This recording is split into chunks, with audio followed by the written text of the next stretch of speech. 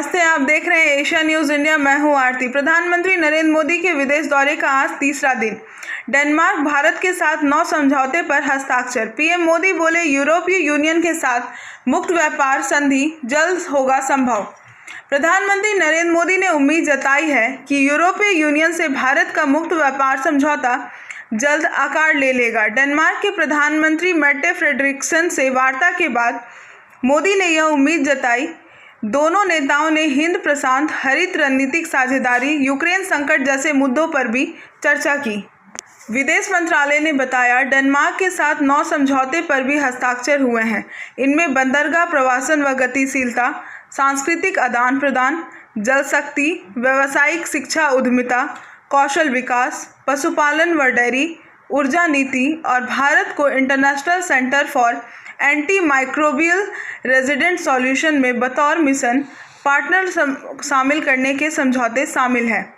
Frederiksen के साथ press conference Modi ने कहा, भारत व डेनमार्क लोकतंत्र, अभिव्यक्ति की आज़ादी व कानून के शासन जैसे मूल्य को साझा करते हैं। अक्टूबर 2020 में डेनमार्क के साथ वर्चुअल बैठक में हमने अपने रिश्तों को हरित रणनीतिक साझेदारी करार दिया था। साझेदारी की कार्य योजना की समीक्षा भी की गई। पीएम मोदी जर्मनी के बाद मंगलवार को डेनमार्क की राजधानी कोपेनहेगन पहुंचे, जहां हवाई अड्डे पर फ्रेडरिक्सन ने उनकी अगवानी की। भारत में निवेश का दिया आमंत्रण।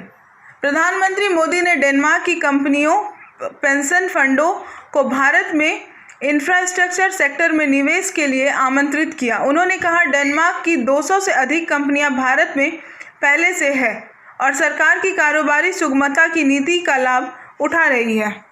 फोमो का हुआ जिक्र। मोदी ने सोशल मीडिया पर चर्चित उक्ति फियर ऑफ मिसिंग आउट यानी चूक जाने के भय की भी चर्चा की। उन्होंने कहा, भारत में सुधारों और निवेश के विकल्पों को देखते हुए मैं कह सकता हूं कि जो हमारे देश में निवेश नहीं करेंगे वे निश्चित रूप से चूक जाएंगे। इसी के साथ संयुक्त राष्ट्र सुरक्षा परिषद में भारत की स्थायी सदस्यता का फ्रेडरिक्सन ने फिर समर्थन किया। साथ ही सुरक्षा परिषद समेत संयुक्त राष्ट्र में सुधार के लिए साझा प्रयास और पर सहमति बनी, ताकि ज़्यादा प्रभावी, पारदर्शी व जवाबदेह बनाया जा सके।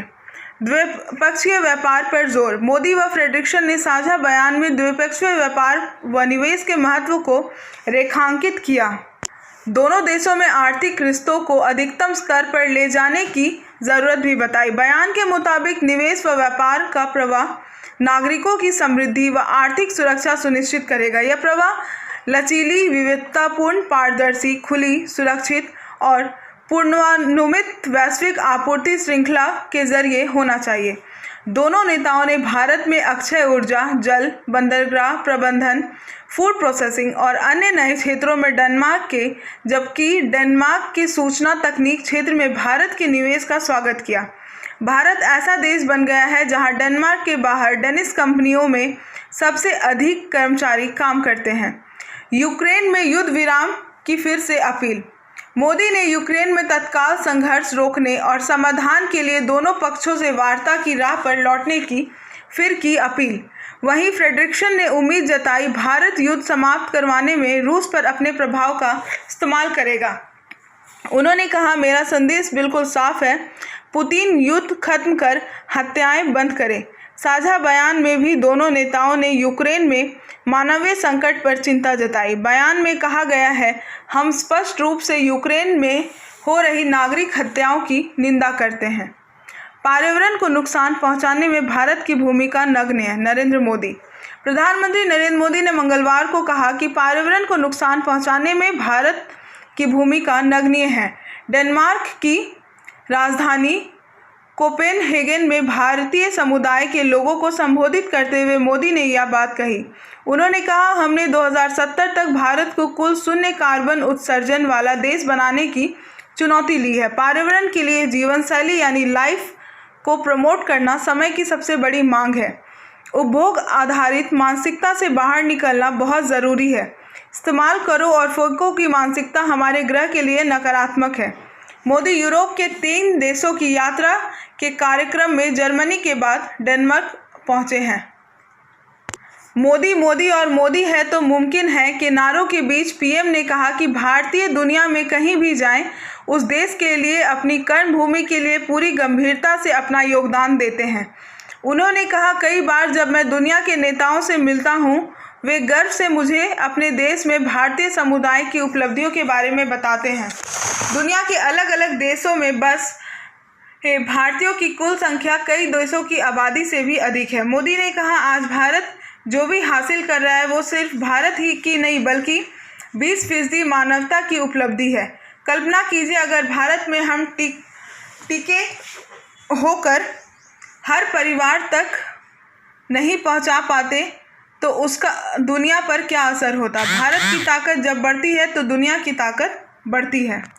प्रधानमंत्री नरेंद्र मोदी के साथ डेनिस पीएम फ्रेडरिक्सन भी मंच पर मौजूद रही। पीएम मोदी से पहले फ्रेडरिक्सन ने लोगों को संबोधित किया। फ्रेडरिक्सन ने कहा कि डेनमार्क में रहने वाले और डेनमार्क में काम करने वाले सभी भारतीयों को धन्यवाद, जिन्होंने डेनिस समाज में अपना सकारात्मक योगदान दिया है। उन्होंने भारतीय समुदाय से कहा कि मुझे कहना होगा कि आपकी एक राजनेता का स्वागत करना बहुत अच्छी तरह आता है। प्लीज़ यह डेनमार्क की जनता को भी सिखाइए। मोदी के भाषण के बीच डेनमार्क की पीएम मेटे फ्रेडरिक्सन पहली पंक्ति में बैठी थी। मोदी ने उनकी तारीफ करते हुए कहा, पीएम फ्रेडरिक्सन की यहाँ मौजूदगी इस बात का सबूत है कि भारतीयों के लिए उनके मन में कितना प्यार और आदर है। प्रधानमंत्री ने कहा कि समावेशन और सांस्कृतिक विविधता भारतीय समुदाय की ऐसी शक्ति है जो हर क्षण में जीवंतता का एहसास कराती है और हजारों वर्षों के कालखंड ने इन मूल्यों को हमारे अंदर विकसित किया है। विदेश सचिव विनय क्वात्रा ने मंगलवार को कहा कि पीएम मोदी की डेनमार्क यात्रा से दोनों देशों के बीच हरित रणनीतिक साझेदारी में नया अध्याय शुरू हुआ है। इस दौरे से दोनों देशों के लिए लाभकारी सहयोग का महत्वाकांक्षी एजेंडा तय हुआ है। बाकी की तमाम खबरों के लिए जुड़े रहें एशिया न्यूज़ इंडिया के साथ। धन्यवाद।